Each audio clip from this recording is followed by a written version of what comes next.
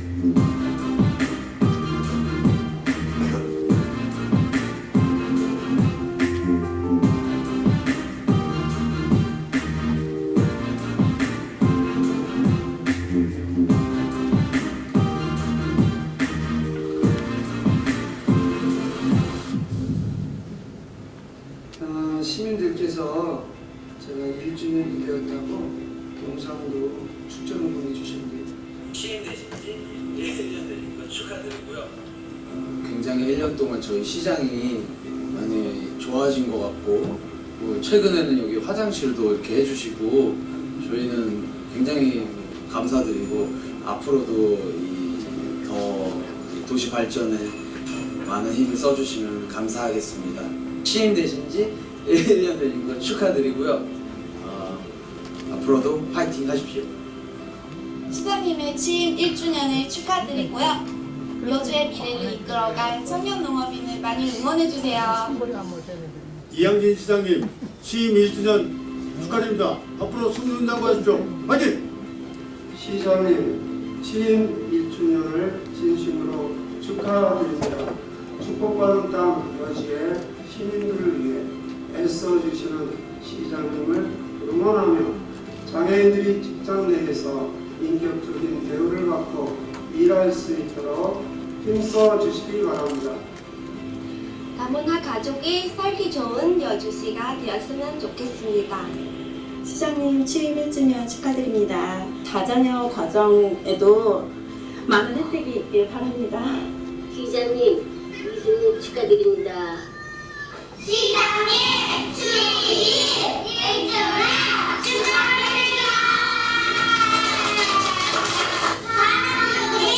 사랑 중심 사람 중심 행복 여주 행복 여주 행복 여주 사람 중심 행복여주 화이팅! 제가 영상 축전을 보니까 1년 전 그때가 생각이 납니다.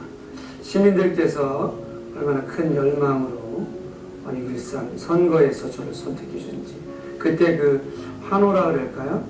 그게 이제 흘려들으면서 저의 책임에 대해서 다시 한번 1년을 되돌아볼 수 있는 시간이 됐던 것 같습니다. 12만 여주 시민들께서 지금처럼 저를 성원해 주시고 또 응원해 주시고 또 잘한 일은 잘했다 박수 쳐주시고 못된 일은 왜 그렇게 했느냐라고 질책해 주시기 때문에 제가 잘못된 길로 가지 않고 올곧게 가지 않나 싶습니다.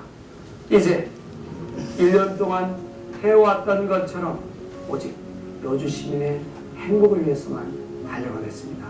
그리하여 사람 중심 행복여주 반드시 이루도록 하겠습니다. 화이팅!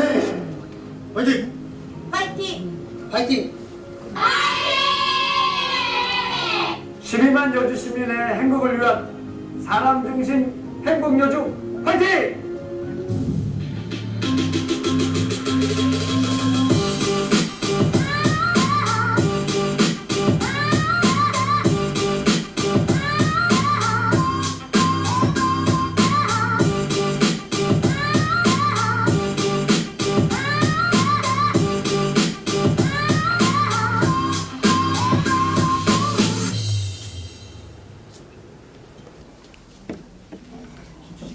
네.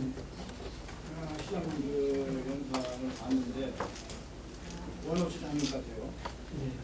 소리도 많이 가르치고. 제가 이제 분석을 해보니까 1년 전 약 14회에 걸쳐서 포상금만 27억 정도 사업을 하는데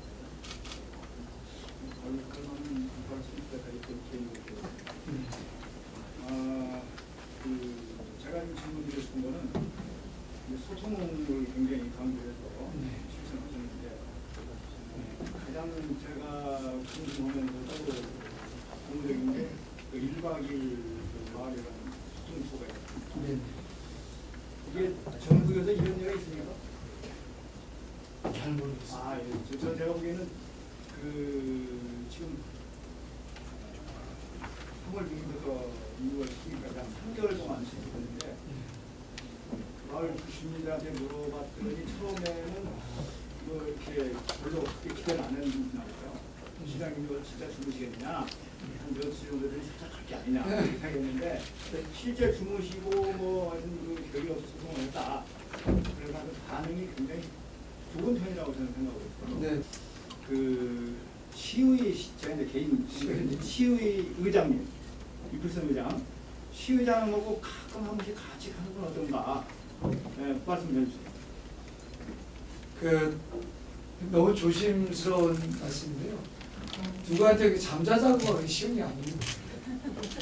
그래서 그는 잠자자고 어렵다 이 말씀드리고요. 여러분들 집 떠나온 잠자리가 어떠신 것 같으세요? 그러니까 사실은 그 마을에서 정말로 준비 많이 해주세요. 근데 이제 제 이불까지 싸가지고 가거든요. 불편해 하실까 봐. 이제 의장님께는 저는 의장님께서 하실지는 의장님 결정하시는 말씀드릴 게 없습니다. 죄송합니다. 네, 한번 이런 말씀이 있으셨다는 제안 말씀이 있으셨다는 얘기를 제가 말씀드리겠고요. 그 정도 말씀드릴 수밖에 없겠습니다. 네, 경기비디오 신문의 이상우 기자입니다. 네. 두 가지 질문 드리겠습니다. 첫째는 지난 5월달에 그 버스 개편에 따른 그 현장을 둘러보신 걸로 알고 있는데 어제 바뀐 그 노선에 대해서 확인을 해보셨는지 그거 언제쯤 실제로 그 노선을 한번 타보고 다시 한번 확인을 해보실 계획이 있으신지 먼저 질문 드리고 네. 버스 노선 개편이요? 네. 그거에 비해 우리 사람 중심 여주가 과연 누구를 위한 사람이 누구를 위한 건지 좀 궁금해서 그러는데 우리 지난 2008년도에 시 승격하면서 그때 인구가 10만 7천이었는데 지금 11만 1,900명이라서 아니 11만 1,093명인데 이게 3,976명 늘었습니다. 근데 지금 공무원이 그 당시에 700명이었는데 지금 확인해 보니까 918명이고 또 며칠 있으면 106명 그 시험을 또 봐서 또 합격시킬 예정이고 그래서 우리 거의 이제 여주시 공무원이 1000만 시대가 가까워지지 않을까. 1000명 시대. 네. 그래서 여주시가 될 때에 그 시민들이 우려하던 고위공직자들을 위한 또 공무원들을 위한 시 승격이 아닌가 그런 얘기들을 많이 했습니다. 그래서 이번에 버스 개편되면서 정부의 뭐 52시간 또 경기도의 도움 이런 것들이 없이 여주 자체적으로 이제 지금 버스 개편을 해야 되는데 지금 실질적으로 아이들 학교 통학할 때 통학버스 만원 실업버스에 지금 학교를 가고 있는 그런 실정에 대해서 좀 알고 계신지 그래서 여주시정이 누구를 위해서 하는 시정인지 공무원들을 위한 시정인지 시민을 위한 시정인지 거기에 대해 답변을 좀 해주십시오. 네. 그 지금 기자님 말씀을 제가 두 가지로 구분해서 말씀을 혹시 드리면 될까요? 하나는 버스 개편에 대한 전반적인 이야기와 또 하나는 공직자들에 대한 어떤 증가에 대한 이야기 이렇게 말씀드리면 가장 냉철한 질문이셔요. 지금 주 52시간은 피할 수 없는데 좀 더 솔직히 말씀드리면 버스 분석이 조금 미약해요. 이 통계학적인 좀 접근을 해야 되는데 제가 계속 회의를 해봤는데 통계학적 접근에 우리 여주시가 해석하기에는 굉장히 한계를 좀 노정했던 것도 사실입니다. 노선이 굉장히 거미줄처럼 있는데 그 중에 한 25% 정도가 사라지고요. 노선은 한 30% 정도가 사라지는 이런 겁니다. 그러니까 이게 시민의 충격을 크게 받을 수밖에 없는 것인데 그거에 대한 어떤 아주 면밀한 계산에서는 좀 부족했다. 솔직히 시민의 말씀이시고요. 그런데 이제 그게 지금 제 기업에 더듬어서 말씀드리면 약간 데이터에 오류가 있을 수도 있는데 기존에서 한 19억 정도 지금 적자가 나고 있습니다. 그러면 기존 노선은 그냥 계속 유치하려면 25억 정도가 더 들어가야 되죠. 그러면 이제 여주시의 이제 고민은 18억 적자인데 25억 이상 돼서 현재 버스 수준을 유지하는 거예요. 네. 근데 이게 적절하냐? 근데 버스 노선 아시겠죠? 뭐 한 분이나 두 분 정도 타고 다니거든요, 낮에. 그럼 이런 건 과감히 줄이자. 그러면 이분들 중에 수요는 어떻게 할 거냐? 마을별로 행복 특치로 좀 하면 어떨 거냐? 이게 그런 거고요. 또 하나 가장 중요한 것은 우리 미래 세대인 학생들의 통학 문제는 해결해야 되는 거 아니냐. 그래서 이제 시행 초기에는 그 학생들이 조금 굉장히 혼란을 겪은 걸로 알고 있고요. 아직도 그 여진이라고 할까요? 그 후유증이 있다라고 말씀드리겠습니다. 그래서 지금 교통 전문가들하고 얘기를 하고 있는데 돈의 문제는 아니에요. 금방 여주시의 이 기존의 정책에서 25% 줄어들면서 이 충격이 어디까지 파악됐는지를 현재도 파악 중이다라고 솔직히 말씀드리고요. 이 영향이 어디까지 깊어졌는지도 지금 파악 중이다. 그 정도 말씀드리고요. 돈의 문제가 아니라 면 단위까지 또는 리 단위까지 어떻게 새로운 운송 수단을 마련할 것인가를 지금 행복택시나 사실은 그 농협하고도 협업을 지금 추진하고 있다. 이 정도로 말씀드리겠고요. 근데 거기에서 이제 가장 고민되는 점은 주 52시간 정도, 주 52시간에 의해서 이런 충격 정도가 된다면 이건 중앙정부나 광역에 대한 문제제기일 수도 있는데요. 여기에서 최대적인 대비에 대한 시사적인 걸 좀 내려왔어야 되지 않을까. 좀 그게 좀 아쉽다고 말씀드리고요. 주 52시간이 법에 의해서 문제가 되어 있지 않습니까? 그러면 주 52시간 시행한 것은 중앙정부입니다. 근데 중앙정부에서 예산 더 내려오는 거 없습니다. 근데 이것과 관련된 게 광역에서는 나름대로 대응 대책이라도 내려주는데 거기도 얘기가 없습니다. 그러면 문제가 되는 건 뭐예요? 여주시라는 지방정부나 시민의 문제가 있다. 딱 이 두 명에게 이 두 부문에게 이 압력이 내려가 있어서 현재 여주시는 예산을 기존 정책대로 20억을 쏟아붓는다는 부적절한 교통체계가 아니냐 이 판단이 있고요.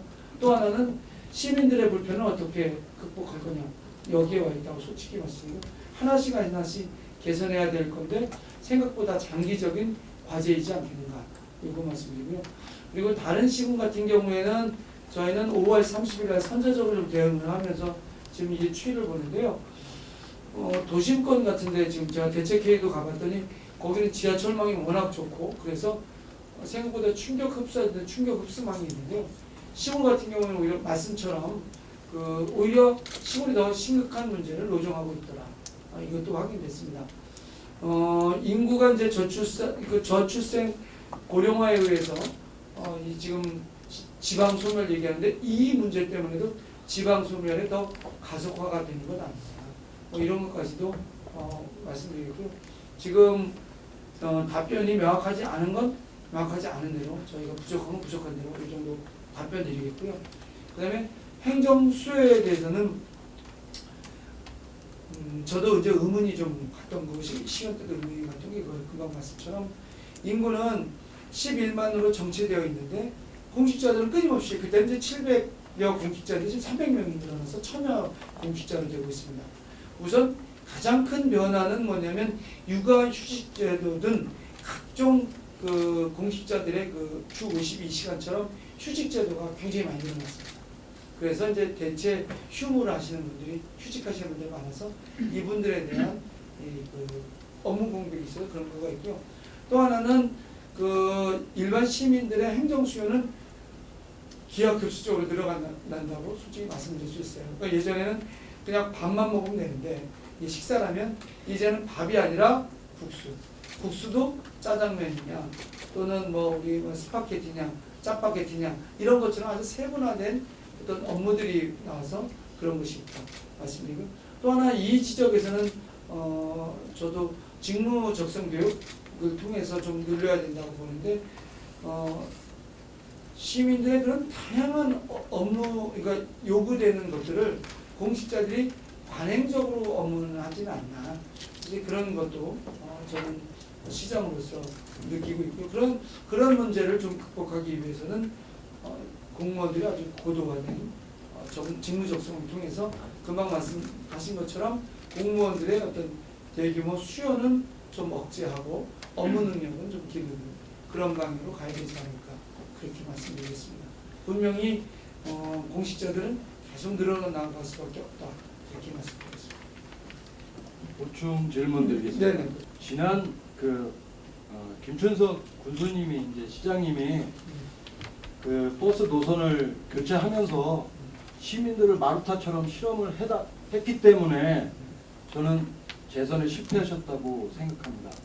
지금도 그렇게 시민들을 얼마만큼 불편한지를 테스트해보고 그리고 나서 버스 노선을 조정해본다는 것은 정말 무책임한 행정이고 시민들로부터 비판받아야 마땅하다고 생각합니다. 그리고 시민들이 공무원들에게 뭐 특별하게 뭘 요구하는 그런 것도 있겠지만 모든 게 전자화되고 인터넷에서 모든 서류를 띄고 행정 수요는 저는 줄어들고 있다고 보는데 지금 실질적으로 가파르게 지금 증가하는 공무원에 대해서 어떤 대책도 지금 안 돼 있고 앞으로 해보겠다고 하는 거에 대해서는 많이 좀 실망스러운 그런 말씀을 드리고 싶습니다. 네. 뭐 지금 기자님께 더 말씀드릴 게 좀 없는 것 같아요. 버스 노선은 죄송하지만 정부 정책, 즉 주 52시간제에 따른 여주시의 선택은 아닌가 말씀드리겠고요. 행정 수요에 대해서는 지금 오늘 이 기자 간담회에서 다 말씀드리기는 어렵지만 한번 직제 개편과 관련돼서 좀 더 세부적으로 말씀드릴 수 있는 시간이 있다면 그때 더 말씀드리는 걸로 양해를 구하면 어떨까요? 네, 감사합니다. 또 다른 질문 있으십니까? 세종신문 유재춘 기자입니다. 네. 저도 한 두 가지 정도 질문하고 싶은데요. 첫 번째는 대신면에 있는 보통 초연 준소도 적시장 이 문제를 시장님께서는 어떻게 해결할 계획이신지 아직도 이게 해결 안 되고 있는데 그에 대해 답변을 듣고 싶습니다. 그리고 두 번째는 어르신 한 끼 식사 이게 소통 투어 때마다 계속 말씀을 하셔서 기대감도 있지만 실제 이게 지역의 현실과 동떨어진 정책이다. 422억 정도 예산이 될 거로 하고 이게 시장님께서 말씀하실 때는 뭐 여주형 해양하고 일자리 장출 이런 결합해서 실시를 하는데 실제 그 현장에서는 그 어르신들은 실제 마을에 가는 식사를 하고 있는 경우도 있고 또 참여하지 못하는 분들도 있고 그런데 이걸 어떤 정책으로 어떤 방향으로 하려고 그러는지 궁금해하고 현재는 이게 말만 있지 계획도 없는 그런 뜬금과 같은 정책이라는 비판이 많이 있는데 이것에 대한 방향과 실행 계획 그리고 어떻게 완성시킬 것인지 좀 답변을 듣고 싶습니다. 네, 중요한 말씀이신데 보통 주연이 주설도 적시장에 대한 문제는 어디까지가 문제 해결이냐가 사실은 되게 까다롭습니다. 사실은 제가 시장 되기 전에 끝난 사업이잖아요. 근데 이제 지금에서 밑에 이제 자갈이 깔렸다라고 문제 제기해서 현장에 가봤더니 그게 사실입니다. 그러니까 복구의 개념은 어디까지로 해야 될 것이냐 이런 겁니다. 그러니까 교통사고로 얘기하면 교통사고 후유증이 그분이 교통사고 난 이전까지 모든 것이 치료된 상태로 하자 이렇게 정의 내린다면 현재 과학기술 수준으로 의료 수준으로 그게 가능하냐 뭐 이런 것과 관련된 얘기입니다. 왜냐하면 가정리 적시장에 대한 얘기를 하나 말씀드리면 거기가 지금 좀 복구 비용만 10억 원이 들었어요. 만약에 이 지금 보통 초연리에 대한 게 된다면 이미 그 이전에 그분들이 다 괜찮다라고 사인하는 것인데 지금 문제가 있다라고 말씀하시거든요. 그래서 예산을 다루고 정책하는 정책 책임자로서는 어디까지가 우리의 책임선이냐. 사실 현재 법률적인 책임선은 벗어나 있고 제가 이야기로는 도덕적인 그런 책임이 와 있지 않는가 이렇게 생각됩니다. 법률적인 문제가 있다면 그 이전에 그 정책 책임자에게 있기 때문에 사실 냉정하게 그렇게 말씀드리거든요. 그래서 보통 초연히 그 준설도 적시장에 지금 이렇게 자갈 등 심각한 문제가 있었던 것은 그 정도 말씀을 좀 드리겠고요. 현재도 고민 중이다. 어디까지 우리 책임을 고민이냐라는 거고요. 세상이 행복한 한 끼 식사는 나중에 한번 브리핑을 드리려고 하는데 이렇게 말씀드리겠습니다. 제가 마을을 돌아다녀 봤더니 이렇습니다. 대개 어른들이 한 분 아니면 두 분이 사십니다. 그럼 제가 100분 중에 자녀와 사실 분들 손 들어보라고 했습니다. 5분도 안 계세요. 100분 중에. 근데 이 고령화의 추세는 일본의 2배 빠릅니다. 전 세계에서 범예가 없어요. 우리도 처음 겪는 거죠. 그러면 제가 얘기하는 건 이겁니다. 문제를 해결하기 위해서 어떤 예산이라도 쓰는 것이 사람에 대한 도리이지, 예산이 있다 없다, 예산 사실은 거의 마련할 것 같습니다.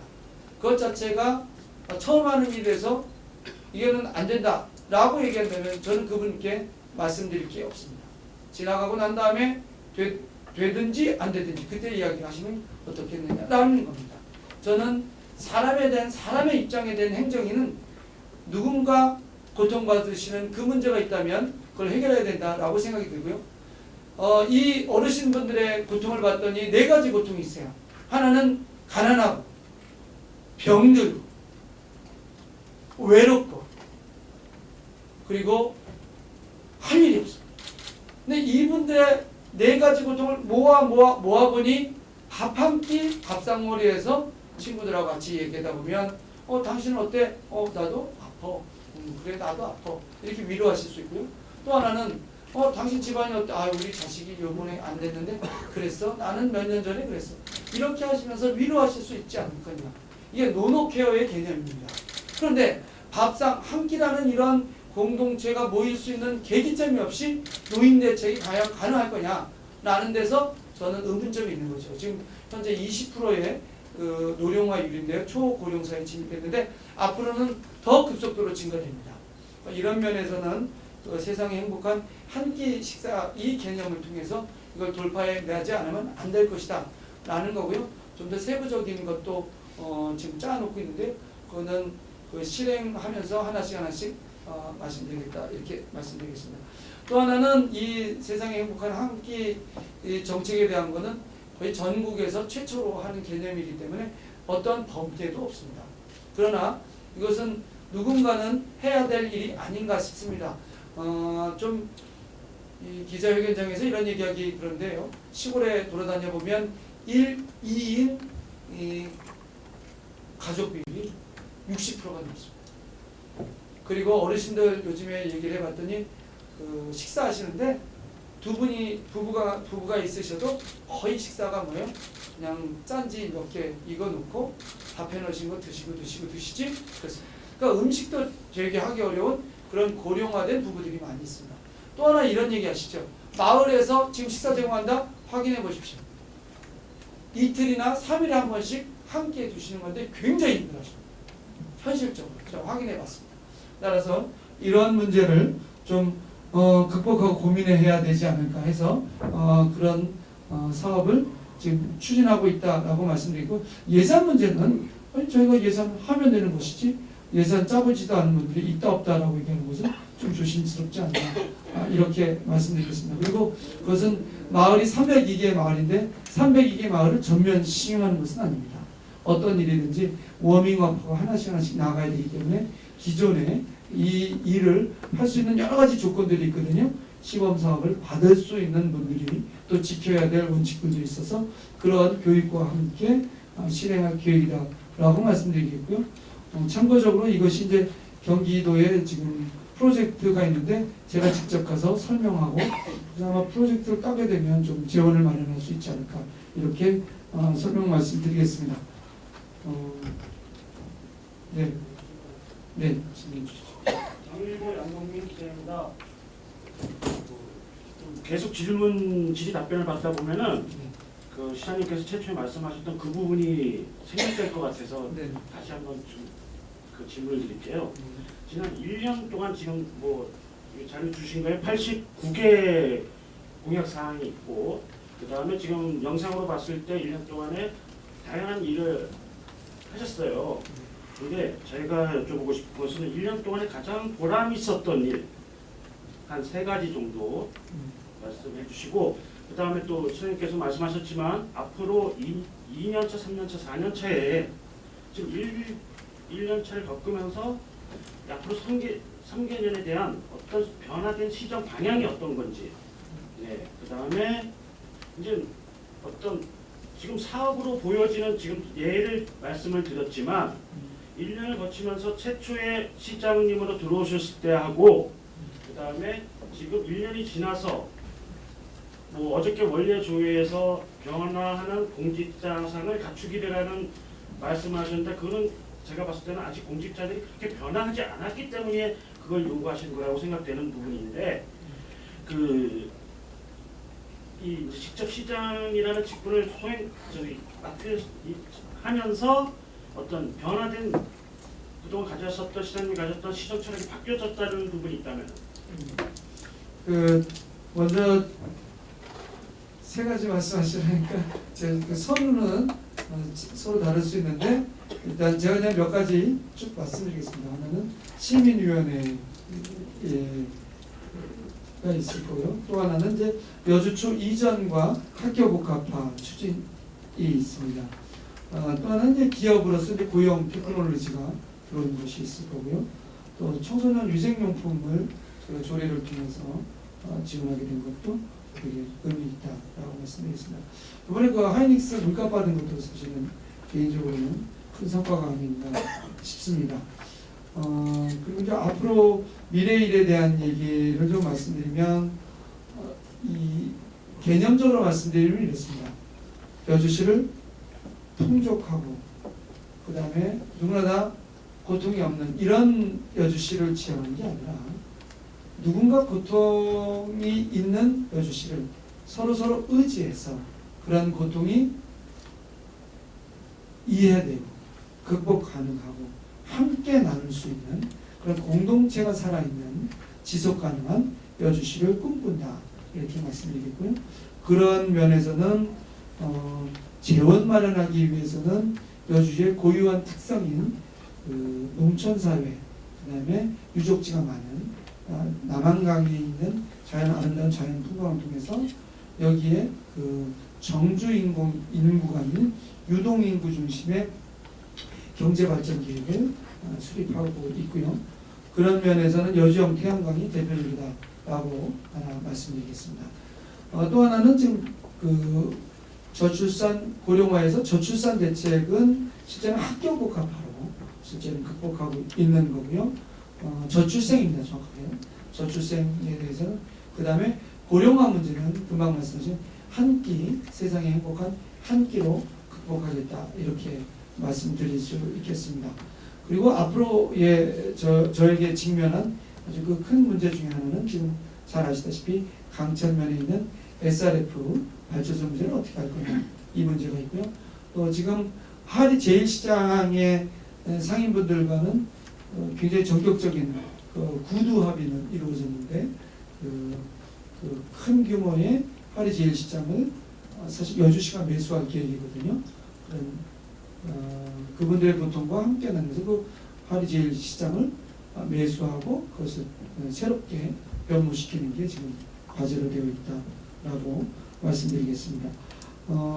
이런 면으로 따진다면 더 장기 계획으로 좀 말씀드리면, 여주를 압축도시, 영어를 써서 죄송합니다. 컴패턴, 압축도시로서 효율적인 압축도시를 만들겠다. 그러면 여주는 이제 오학동,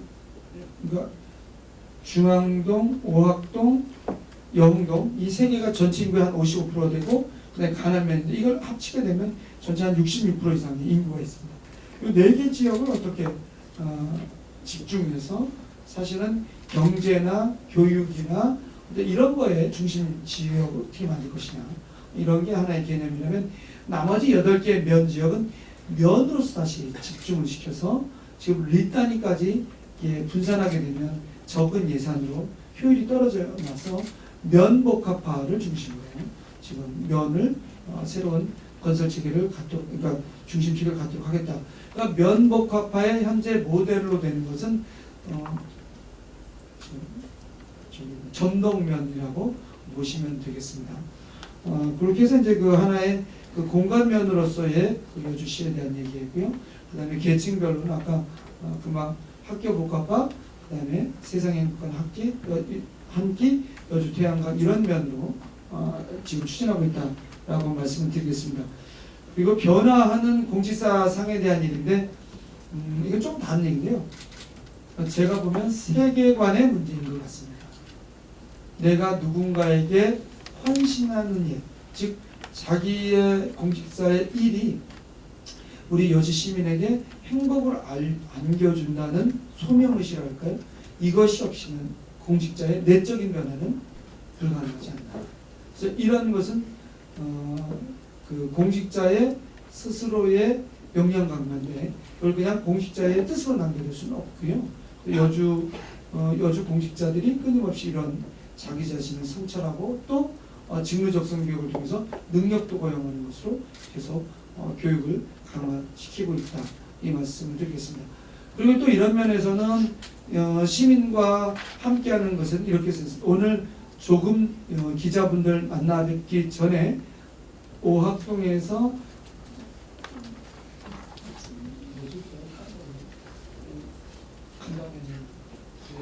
제가 긴장을 해서 그런가 이해해 주십시오. 자원봉사 그분들하고 한 여기 계신 분들하고 보다 더 많습니다. 그분들하고 이제 간담회를 했는데 그때도 말씀드렸는데요. 앞으로 미래 사회는 보니까 자발적 평생 학습사예요.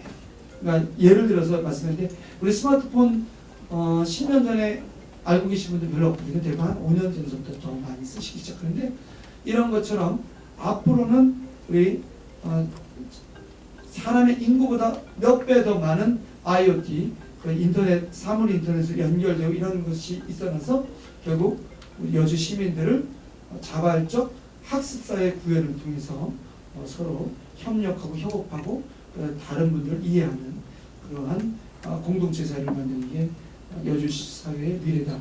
이렇게 말씀드리겠습니다. 기자님께서 말씀하신 한 3가지 정도로 제가 질문을 저요? 시정 철학의 변화는 그렇게 크게 없고요. 오히려 이거는 있습니다. 더 현장 속으로 합니다. 사실은 아까 1박 2일 소통 투어에 대한 얘기하고 제가 이제 가면 좀 말씀 드려도 되나 모르겠는데 생각보다 피곤할 때 있습니다. 그런데 이제 앉아서 있는 거죠. 근데 그분들이 쭉 얘기를 하시는 거예요. 근데 아까 세상의 행복한 학기는 그 소통 투어를 통해서 더 구체화되는 거예요. 이게 이렇고 그러다 또 지금은 그냥 편하게 말씀드리면 호스피스 병원도 건설해야 되겠다. 그리고 이분들의 웰다잉 잘 돌아가시게끔 어떻게 해줄 거냐. 근데 이것도 지금 구상하고 있는데요. 그런 걸 감으로 느끼는 게 그러니까 구체적으로 피부로 느끼는 게 1박 2일 소통 투어에서다라는 거고요. 잠자면 이제 새벽에 일어납니다. 이렇게 해장국 먹으러도 가고 동네를 한 바퀴 혼자 이렇게 쭉 돌아봅니다. 그러면 이분들의 삶이 내가 그동안 보지 못했던 이 삶이 피부로 느껴지는 거죠. 그러니까 살아있는 그런 행정이 되기 위해서는 바로 현장 속으로 들어가야 되겠다라는 거고요. 그 현장 속으로는 구체적으로 2가지입니다. 하나는 이 발끝은 여주예요. 그 다음에 제가 보고 느끼는 것은 세계적으로 이런 겁니다. 이렇게 할 때 가능하다고 그것이 양동민 기자님께서 말씀하신 저의 변화면 변화 지금 더 각성하고 있다면 더 각성하고 있는 내용이 그런 것이다 라고 말씀드리겠습니다. 감사합니다. 네. 질문 드리겠습니다. 네. 경기 일뉴스의 한철전입니다. 네. 지금 지자체마다 문제되는 게 경제, 일자리 다 공통이지 않습니까? 지난번에 한번 저희 기자회견에서 지역체 유치에 관련해서 말씀드린 적이 있습니다. 네. 그 이후에 변화가 있나고 말씀 좀 해주시고요. 네. 그다음에 얼마 전에 이천에서 동부인산조합 개점식이 있었습니다. 네. 전국에서 보면은 생산량이 2천에서 3위, 여주가 4위를 하고 있는 걸 알고 있습니다. 네. 이천에서 인산축제가 좀 열리고 있는데 지금 경기 동부조합이 관할하는 시군이 15개 시군입니다. 네. 지금 뭐 그래서 축제 같은 경우에도 제가 이제 개인적으로 말씀드렸는데 여주에서 축제를 저쪽에서 의뢰를 하면은 여주에서는 대체로 뭐 의의가 있으신지 아니면 여주시에서 먼저 조합 측에 뭐 제의를 하실 의향은 없으신지. 네, 나란히 지원에 대해서는 그냥 짧게 말씀드리면 검토하겠다. 현재 제가 마을에 갔더니 나란히를 드시고 계세요. 네, 그거는 저희가 다시 회수해서 여주쌀을 공급해드리는 것으로 방향을 설정하지만 구체적 예산과 내용은 한번 추진해보겠다. 이건 저희도 생각하고 있는데요. 또 지적해 주셔서 감사합니다. 동부 인삼조합에 대한 얘기 먼저 말씀드리고 그 다음에 이제 경제적인 얘기를 말씀드리겠습니다. 동부 인삼조합 제가 가봤더니 말씀처럼 굉장히 큰데요. 조금 죄송스러운 말씀이지만 다른 곳에서 하는 것을 좀 따라하는 행정은 잘 안 합니다. 그래서 그분이 이제 여주에서 필요하다면 하겠다.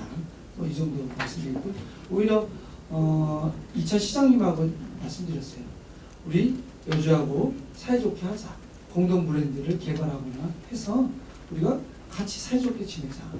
네, 그런 얘기를 했고 또 하나 말씀드려도 제가 모르겠네. 우리 이번에 모내기와 벼베기 행사 있었잖아요. 이제 2차 시장기에 얘기했어요. 우리 경쟁적으로 하지 않는 게 어떠시겠습니까? 그래서 같은 날 모내기하고 같은 날 벼베기하고 이러신 게 어떻습니까? 저격적으로 그러자고 저희가 이제 개인적으로 이제 쏙닥쏙닥 얘기하는 건데 이거는 얘기해도 2차 시장님께서 이해하실 것 같아요. 그래서 그런 협력적인 관계가 있다. 그래서 인근 시군에서 뭐 한다는 것은 죄송합니다만 필요하다면 하겠으나 누구보다 더 낫기 위한 경쟁적 방식은 저는 안 한다. 이렇게 말씀드리고요. 축제와 관련된 얘기 하나 더 말씀드리면 여주는 남한강이 흐르고 있는데 제가 아마 전국 최초의 지자체장이기도 할 거예요. 검룡서부터 지금 이 남한강에 관한 검룡서부터 그 다음에 서해바다로 합쳐지는 만이산까지 604km 제가 직접 걸었습니다. 그래서 제가 최초로 걸은 사람이에요. 그 여주강만의 특성을 제가 잘 알고 있기 때문에 아마 여기를 중심으로 새로운 경제관역을 넣는 그런 프로그램을 지금 구상하고 있다. 이렇게 말씀드리고요. 올 가을에 저희가 이제 곤충과 관련된 축제를 하나 하겠고요.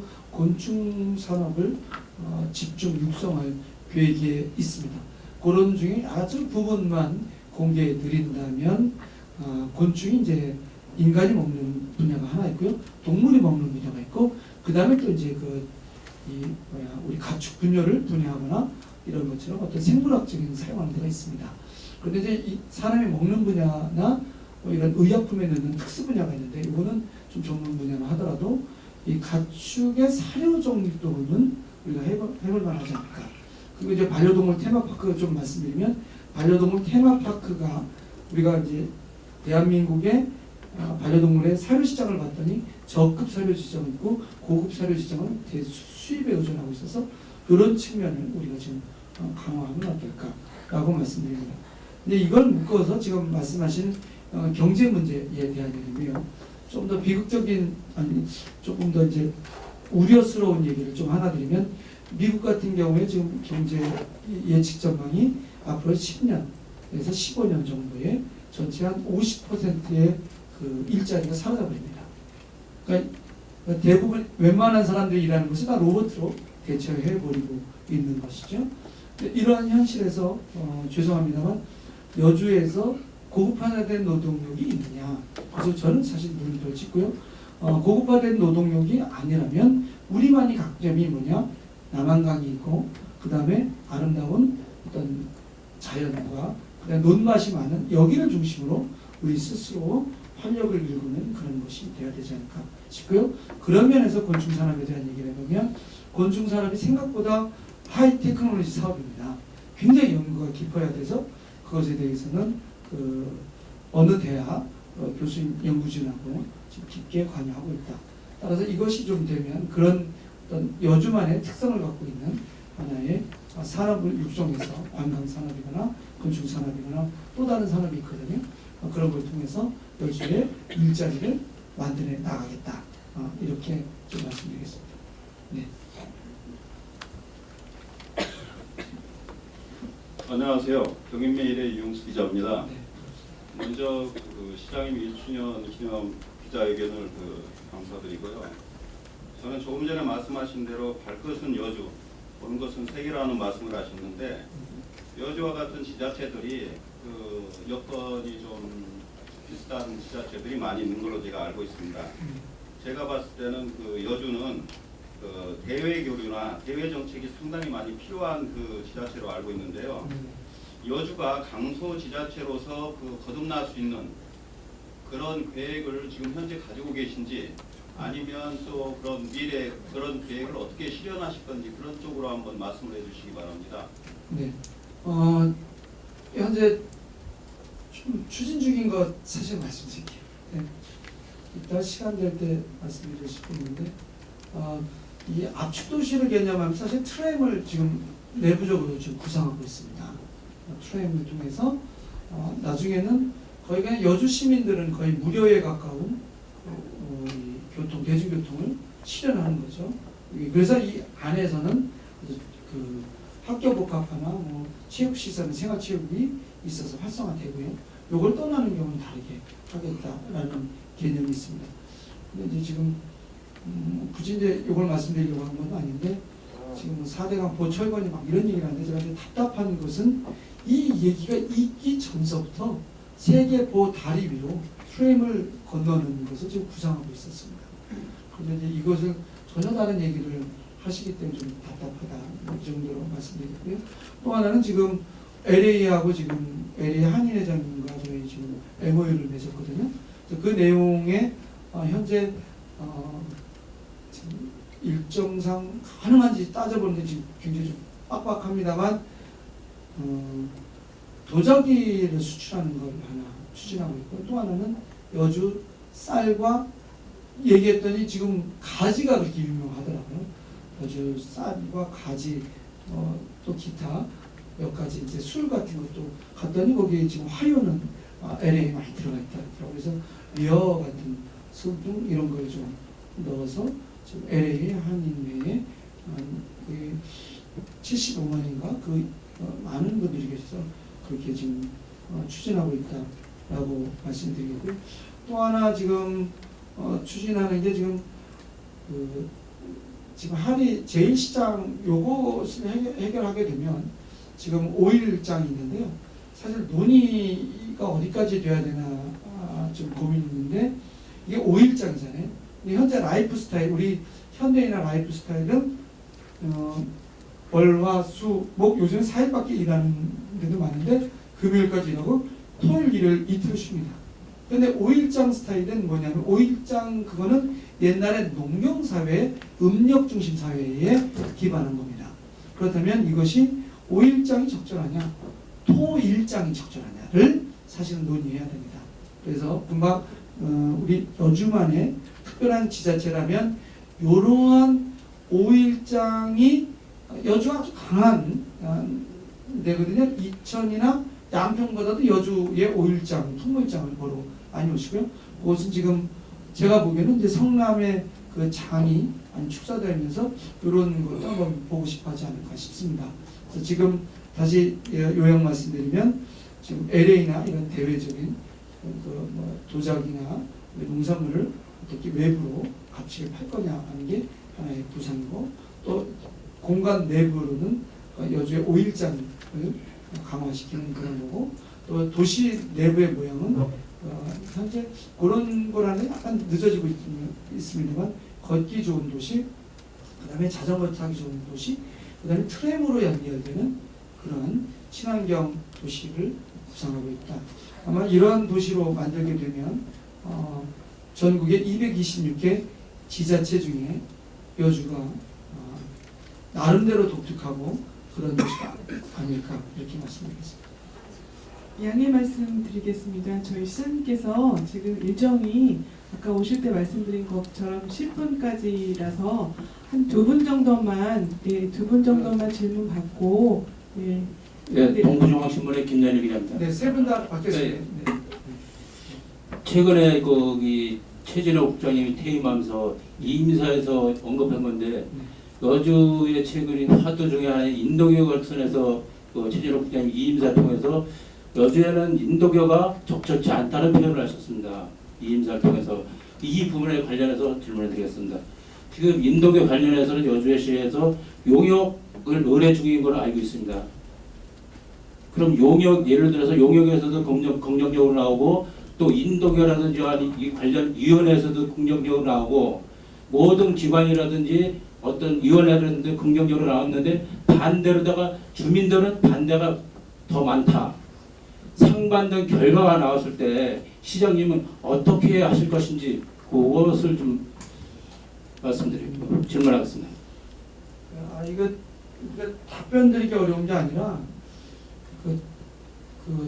그냥 표현하는 걸로 이해해 주십시오. 왜냐면 저도 좀 약간 당황스러운데, 자, 그냥 내용만 말씀드리겠습니다. 누구에 대한 얘기는 아니고, 자, 기재부에서 국가 예산을 받을 경우에는 300억이면 예비 타당성에 들어갑니다. 또 하나는 여주시 자체 예산일 경우에 500억 예산이면 예비 타당성 범위에 들어갑니다.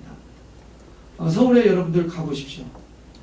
여주대교와 세종대교 요 사이에 서울 천만 도시에 다리 놓아진 경우 어디 있습니까?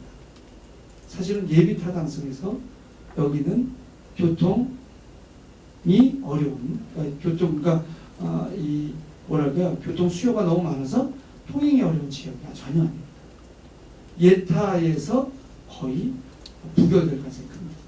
우리가 하고 싶어도 여주시 예산 100%여도 불가능합니다. 그것이 현재 제도입니다. 그래서 사실은 이 제도를 기반으로 한 행정을 할 수밖에 없는 게 시장이지 않겠습니까? 그래서 말씀하실 때 퇴임하시는데 이 정도만 말씀드리겠습니다. 이제 그래서 이것은 예타의 대상이 된다. 즉 국가로부터 300억 받게 되면, 또 하나는 국가 예산이 아닌 그 지자체 예산 500억이 넘으면 예타 대상이다. 이것을 차량이 통행 가능한 대교로 만들 경우에는 현재 시점으로 1,300억 원 이상 들어갈 걸로 예측되고 있습니다. 또 하나는 여러분들 잘 아시다시피 바로 이 자리가 오악에서 넘어오게 되면 이 앞에 대로 있지 않습니까? 여기에 있는 교통 증가율, 이 여주 IC로 가는 가장 빠른 길이거든요. 그렇게 되면 교통 증가율, 그리고 그에 따른 주차장의 문제, 이런 것들 2차, 3차의 문제가 발생될 수밖에 없는 현실입니다. 따라서 제가 질문드리는 건, 이거 제가 말씀드리는 겁니다. 우리 일반 시민들이 관심을 갖고 말씀하시는 건 맞지만 그것이 정책적으로 적절하냐, 그것이 과학적인 검증을 거쳤느냐, 또는 제도적인 타당성 내에 있느냐는 또다시 점검해야 될 얘기이지, 그것 자체를 갖고 옳다, 그르다, 해야 한다, 하지 말아야 된다의 대상은 아니라고 봅니다. 오히려 이것을 놓고 금방 질문해 주신 것처럼 여주에 있어서 대교의 통행량은 현재 제2대교가 세종대교라면 제3대교를 여기에 놓을 정도로 교통증가율이 있는가? 그러면 없다면 현재 우리가 여주에 새로운 활력을 넣기 위해서 적절한 이동수단은 무엇인가? 그 이동수단에서 적절한 것은 무엇인가? 이렇게 좀 따져보는 것이 어떨까 싶고요. 지금 인도교 같은 경우에는 왜 이야기가 나오냐면 그 예산 자체가 여주시 예산이 아닙니다. 아니, 추진하게 되면. 그래서 준솔토를 판매하고 있어서 이 준솔토 판매 대금으로 가능하지 않을까. 이래서 추진하고 있는 겁니다. 이런 복합적인 요인이 있어서 그렇고요. 이러한 내용에 대해서 깊이 있게 이해하지 못한 오학 주민들께서 몇몇 분들은 그에 대해서 찬성이나 반대를 표현하셨는데, 현재는 오학 주민들 많은 분들도 제가 가서 설명드리고 해서 이 문제에 대해서는 원만히 이해하시고 있다고 말씀드리겠고요. 또 하나는 지금 지적해 주신 것처럼 이것은 순간 결정 내릴 것이 아니라 이것과 관련된 제반 조건은 어떻고, 이 조건에 따라서 여주시의 미래를 위한 최적의 어떤 또 다른 시설물 그것이 무엇일까를 논의한 결과여야 되지 않을까, 이렇게 답변 말씀드리겠습니다. 짧게 질문하고 그 현재 그 반대 측에 하시는 그 지역 주민들은 또 반대보다도 지금 여기 우리 시 행정에서 당장 어떻게 5년 10년 내야 되는 게 아니라 지금 시장님 말씀드린 이게 어떤 뭐 차도를 간다면 국비를 받아야 되니까는 그 차원에서 지금부터 시작을 해도 10년 내지 20년 후에 되더라도 시에서 그 절차를 밟아야만이 언제 이루어지는 거니까는 이게 안 된다 해서는 안 해버리는 거는 영원히 그 차도에 대한 그 희망은 없는 거다 보니까 그 지역 주민들의 말씀은 이야기인 것 같아요. 시간이 걸리더라도 시간 10년, 20년 지금 당장 해달라는 게 아니라 시에서 그 어떤 절차라든지 시작을 해달라는 요지 같아요. 그쪽의 주민들은. 이상입니다. 그런 거 고려하겠습니다. 네, 말씀해 주시죠.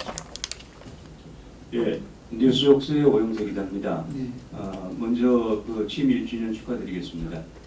여주시가 그 4대강 보호 문제로 연일 시끄러운 것 같습니다. 네네. 아마 그 4대강 그 완전 철거 그리고 그 상시 개방 문제를 그 적극 검토하라고 그 당청이 지시했는데 그 최근에는 그 물관리위원회로 그 아마 입안해서 뭐 신중하게 결정하라고 이렇게 입장을 바꾸고 있습니다. 또 여주시 그 시민들도 그 철거 주장과 또 철거 반대 입장으로 팽팽하게 맞서고 있습니다. 아마 그 통합의 그 정치를 펼치고 있는 이 시장께서는 어떤 그 입장을 갖고 계시는지 그 소신을 좀 말씀해 주시기 바랍니다. 그 지난번에 그거는 제가 그 여주시 의회에서 한 시정 질의 답변에서 분명히 결론적으로 말씀드리면 공론화 과정을 거쳐야 되겠다. 그 조직은 어떠할지는 중앙정부나 여주시나 또는 이해관계가 있는 분들과의 관련이 있어서 그 조직 형태는 명확하게 제가 규정할 수 없지만 공론화를 통한 결정이 적절하지 않냐 하나고요. 또 하나는 이것은 생각보다 논의 기간이 길어질 것이다. 이렇게 말씀드리겠습니다. 그런데 현재 벌어지고 있는 곳에서 안타까움에 대해서 말씀드리면 있지도 않은 것을 있다라고 가정해서 그거에 대해서 옳다 그르다라고 논쟁하는 것 자체가 가슴 아파요. 이것은 이전부터 제가 그렇게 말씀드린 거거든요. 지금 현재 환경부를 비롯한 중앙정부도 여주에 있는 세계 보호와 관련된 어떠한 논의도 없는 실정이고요. 이런 상태에서 그것이 부신다, 안 부신다, 있어야 된다, 없어야 된다 라고 얘기하는 것은 정말로 불필요한 논쟁이다. 따라서 이 측면에서 말씀드리면 이렇게 논쟁한 것, 없는 것을 있다라고 말하는 것은 또 다른 이유가 있을 것이다. 그 이유의 이면에 대해서는 제가 말씀드리기 어렵고 그것은 각자의 몫으로 해석해야 되지 않을까. 누가 어떤 발언을 했는지 왜 그렇게 지속적으로 얘기했는지를 맥락을 보면 추측이 가능하지 않을까. 이런 말씀드리고요. 지금 제가 요것 말고 여러 가지로 여주의 앞으로 미래에 대해서 얘기하는 게 많지 않습니까? 조금 전에도 말씀드렸다시피 그 보호 위에 제가 트램을 설계를 하고 있는 사람이 그 보호에 대한 입장은 어떠하겠습니까? 그런데 그거에 대한 입장을 제가 명확하게 표현하지 않는 일은 딱 하나입니다. 그건 시장이라는 이유로 이렇게 한다, 저렇게 한다는 것은 과거 권위주의적 정권에서의 모습이지 실제 시정을 돌보는 시정으로서는 그렇게 판단 내려서는 안 됩니다. 그러니까 이 논의 과정에서 누구나 다 대화할 수 있어야 되고 그 논란 내부를 넘어서 여주의 미래에 가장 적절한 게 무엇인가를 찾아내야 되지 않을까. 이래서 그것에 대해서 뭐 이렇거니 저렇거니에 대한 입장을 제가 내지 않는다. 이렇게 말씀드리면 어떨까 싶습니다. 네, 고맙습니다. 궁금한 점은 많으실 텐데요. 한 번 더 하시나요? 네, 하나로 신문사 정봉영입니다. 아까 시장님께서 말씀을 하셨는데 하리시장 매입건에 대해서 이제 사전 협의가 있으셨다는데 지금 사실은 여기 여주 시민들의 그 기대 반 우려 반 공론이 많습니다. 가장 중요한 것은 뭐냐면은 하리시장이 경매에서 38억 건의 경매가 중단이 돼 있는데 들리는 소문에 의해서는 시장님이 105억 원의 매입을 하겠다는 의견을 주셨다는 말씀도 있고, 또 한 가지 또 우려는 뭐냐면은 평평의 원칙에 의해서 자본주의 사상의 자본주의의 입각에서 봤을 때 엄격히 따지면은 하리시장은 그 하리시장 상인들이 자신들을 위한 개발 사업을 하다가 대부분 망하기 직전이라 보는데, 그럼 개인 사업을 하다가 실패하려는데 굳이 이거를 여주시 예산을 들여서 매입을 해야 되느냐, 또 그 매입을 할 수 있는 조례상의 뭐가 돼 있는지, 그리고 지금 이러한 점에 이제 부각이 되는 게, 사실상 모 주택에서도 그런 얘기가 나온답니다. 어차피 우리가 사업을 추진하다가 실패가 되면은 우리 이양진 시장님 또 사주실 텐데, 예? 뭐 걱정을 하냐? 이거는 엄연히 따져서 여주 시민들로 봤을 때는 개인 개발하다가 실패한 거니까 자신들의 해결점이고, 이걸 시에서 매입을 해서 구제한다. 이거는 내가 봐서 적절치 않다고 보는데, 협의사항이 되시다 그랬는데 매입 금액 제시라든가 뭐 이런 게 사전에 있으셨는지 궁금합니다. 그 결론적으로 말씀드리면 금방 질문하신 내용으로도 굉장히 복잡하잖아요. 까다롭잖아요. 그렇게 복잡하고 까다로운 걸 하라는 게 공적 의무입니다. 제 생각에는. 근데 그런 일을 하라고 여주시가 있는 거다. 이렇게 말씀드리겠고요. 하나 제시한 금액은 없고요. 그분들께 말씀드렸습니다. 이거는 공적기관에 의한 평가에 의해서 저희가 매수합니다. 105억 선은 낭설입니다. 그건 아마 그분들이 그 전체 부동산 규모를 자신들의 어떤 가치 기준으로 이렇게 아마 계산해 보지 않으셨을까 싶고요. 개인적으로는 100억이 될지 또 그 밑이 될지 위가 될지 잘 모른다. 왜냐면 이 어떤 요번에 저희가 요 옆에 있는 땅도 저희가 매수했거든요. 그런 것도 다 평가에 의해서만 저희가 매수할 수 있기 때문에 그거는 평가에 의한 매수다라는 거고요. 아까 정확한 지적하셨어요. 이게 제도가 적절하냐는 지금 제도가 이제 현재 우리 여주시가 살 수 있는 걸로 확인되고 있지만 좀 더 세부적인 제도를 좀 따져보고 있다라고 말씀드리고요.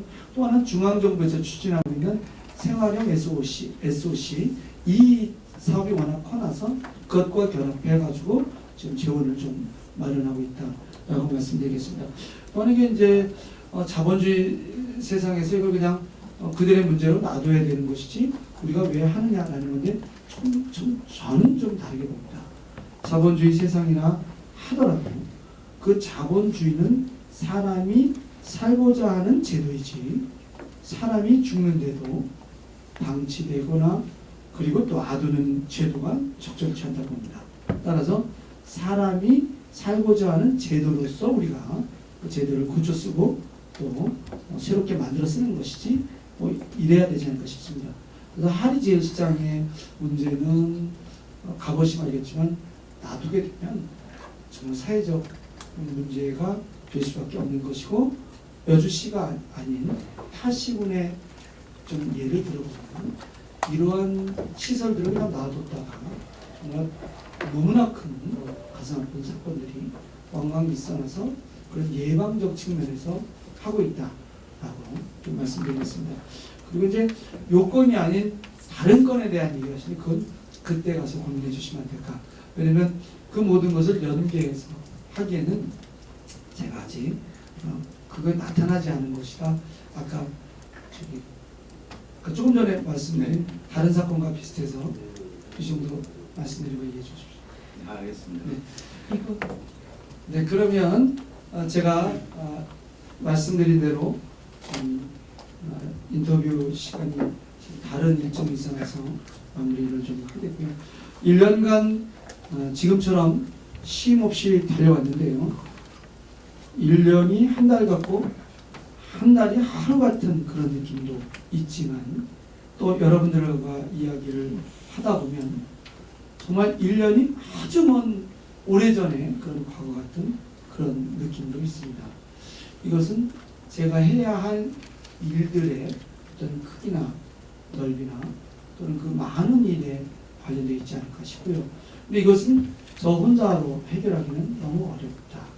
지금 기자님들이 질문해 주신 그런 속에서도 여러 지혜가 있듯이 우리 12만 여주 시민들의 말씀 속에서 지혜를 얻고 그 지혜를 바로 우리의 동력으로 삼아서 사람 중심 행복 여주를 만들어가는 것이 여주 시정을 하고 있는 여주 시장의 이영진의 몫이다 라고 생각됩니다.